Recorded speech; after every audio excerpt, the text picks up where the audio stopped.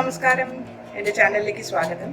എൻ്റെ പേര് സന്ധ്യ. ഞാൻ ഈ ചാനലിൽ എളുപ്പത്തിലും വേഗത്തിലും ചെയ്യാവുന്ന ഇന്ത്യൻ റെസിപ്പീസാണ് ചെയ്യുന്നത്. ഇന്ന് നമ്മൾ ട്രൈ ചെയ്യാൻ പോകുന്ന റെസിപ്പി ബർവ ഭിണ്ടി അല്ലെങ്കിൽ സ്റ്റഫ്ഡ് വെണ്ടയ്ക്ക. അപ്പോൾ വെണ്ടയ്ക്ക ഇഷ്ടമില്ലാത്തവരും ഈ ഡിഷ് ഒന്ന് ട്രൈ ചെയ്ത് നോക്കണം. ഇതിനാവശ്യമുള്ള ഇൻഗ്രീഡിയൻസ് ഡിസ്ക്രിപ്ഷൻ ബോക്സിൽ കൊടുത്തിട്ടുണ്ട്. അപ്പോൾ ഈ ഡിഷ് ഉണ്ടാക്കാൻ ആവശ്യമുള്ള സാധനങ്ങൾ നോക്കാം. വെണ്ടയ്ക്ക 1/2 കിലോ വെണ്ടയ്ക്കയാണ് ഞാനിവിടെ ഉപയോഗിക്കുന്നത്. കടലമാവ്, ഗരം മസാല, മഞ്ഞൾപ്പൊടി, മുളക് പൊടി, ജീരകപ്പൊടി, പെരിഞ്ജീരകം പൊടിച്ചത്, ഡ്രൈ മാംഗോ പൗഡർ അല്ലെങ്കിൽ അംചൂർ, മല്ലിപ്പൊടി, പിന്നെ ആവശ്യത്തിന് ഉപ്പ്.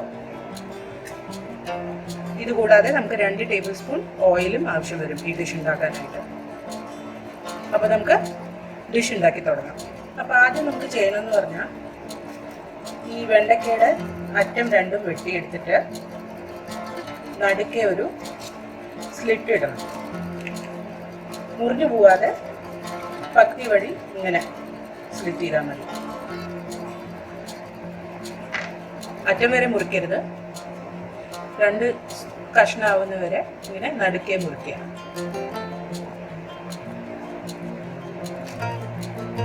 ഒന്നും കൂടെ ചെയ്ത് കാണിക്കാം.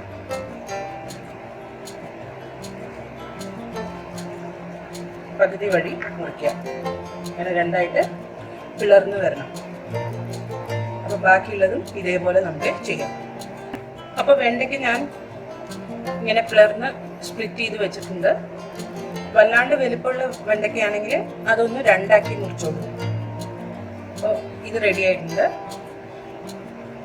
അപ്പോൾ ഈ വെണ്ടയ്ക്ക് ഉപയോഗിക്കുന്നതിന് മുമ്പ് ഞാൻ നന്നായിട്ട് കഴുകി വൃത്തിയാക്കിയതാണ്. അത് പറയാൻ മറന്നുപോയി.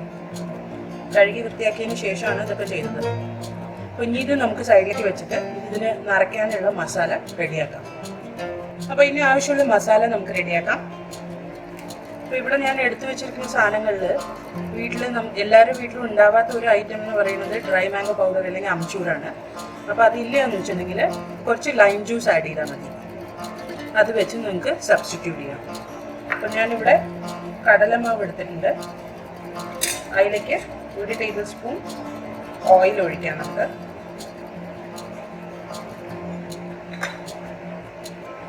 അതിൻ്റെ ഒപ്പം തന്നെ ഈ മസാലപ്പൊടികളൊക്കെ ചേർക്കാം.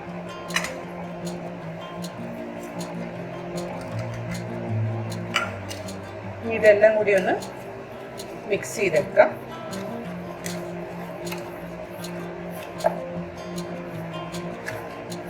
അപ്പോൾ നമ്മുടെ മസാല മിക്സ്ചർ റെഡി ആയിട്ടുണ്ട്, അല്ലെങ്കിൽ സ്റ്റഫിങ് റെഡി ആയിട്ടുണ്ട്. ഇനി നമുക്കിത് വെണ്ടയ്ക്കയുടെ അകത്തേക്ക് സ്റ്റഫ് ചെയ്യാം. അപ്പോൾ വെണ്ടയ്ക്ക ഞാനിവിടെ പ്ലേറ്റിൽ എടുത്ത് വെച്ചിട്ടുണ്ട്. ഇത് കുറേശ്ശെയായിട്ട് എടുത്തിട്ട് നമ്മൾ ഈ സ്പ്ലിറ്റ് ചെയ്തിരിക്കുന്ന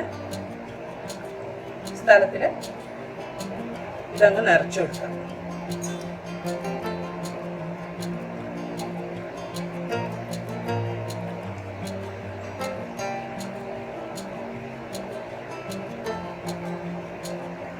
അപ്പോൾ ഓരോന്നോരോന്നായിട്ട് നമുക്കിങ്ങനെ നിറയ്ക്കാം.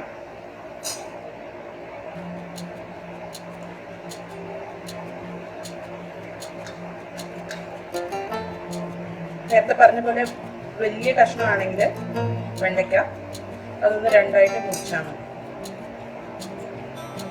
എന്നിട്ട് ഇങ്ങനെ നിറയ്ക്കുക.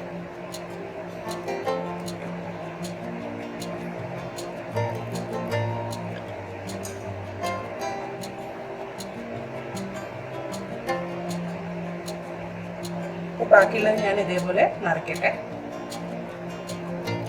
വെണ്ടയ്ക്ക് മുഴുവൻ ഞാൻ സ്റ്റഫ് ചെയ്ത് റെഡിയാക്കി വെച്ചിട്ടുണ്ട്. ഇനി നമുക്കിത് കുക്ക് ചെയ്യാം. ഒരു പാൻ ഞാൻ അടുപ്പത്ത് വെച്ചിട്ടുണ്ട്. അതിലേക്ക് എണ്ണ ഒഴിച്ചിട്ടുണ്ട്. എണ്ണ ഒന്ന് നന്നായി ചൂടാവട്ടെ.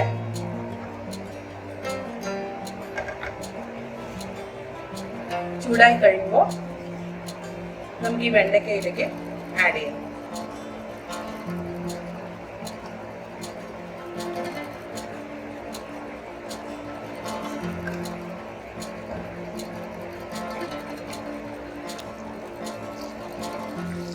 അപ്പോൾ ഈ വെണ്ടയ്ക്ക മുഴുവൻ ഞാൻ അറേഞ്ച് ചെയ്ത് വെച്ചിട്ടുണ്ട്. ഇനി നമുക്കിത് അടച്ചു വെച്ചിട്ട് ഒരു 2 മിനിറ്റ് നേരം ഹൈ ഫ്ലെയിമിൽ കുക്ക് ചെയ്യാം.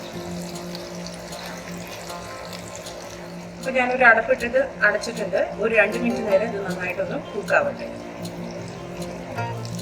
2 മിനിറ്റ് കഴിഞ്ഞിട്ട് ഞാനിതൊന്ന് തുറന്ന് നോക്കുകയാണ്. അപ്പോൾ ഒന്ന് മെല്ലെ ഇതൊക്കെ ഒന്ന് തിരിച്ചിട്ട് കൊടുക്കാം.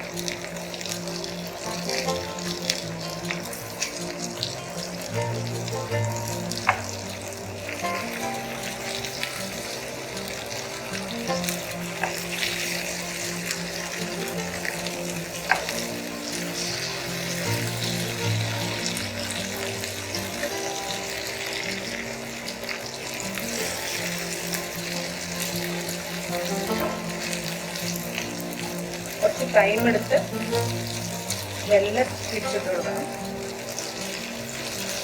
അപ്പോൾ ചിലതൊക്കെ മൊരിഞ്ഞു തുടങ്ങിയിട്ടുണ്ട്.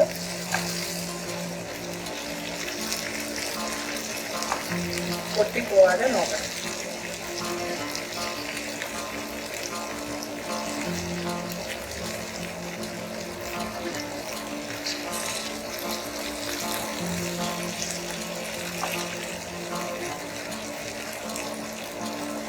ഇങ്ങനെയും ഇത് ചെയ്യാം, അല്ലെങ്കിൽ നമുക്ക് പാനിൽ ഇങ്ങനെ ഇളക്കി കൊടുത്താൽ മതി.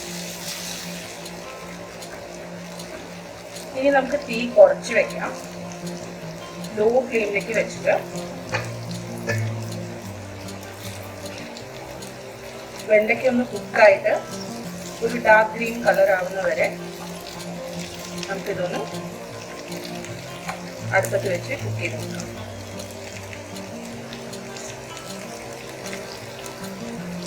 അപ്പോൾ ഇത് മെല്ലെ ആവട്ടെ.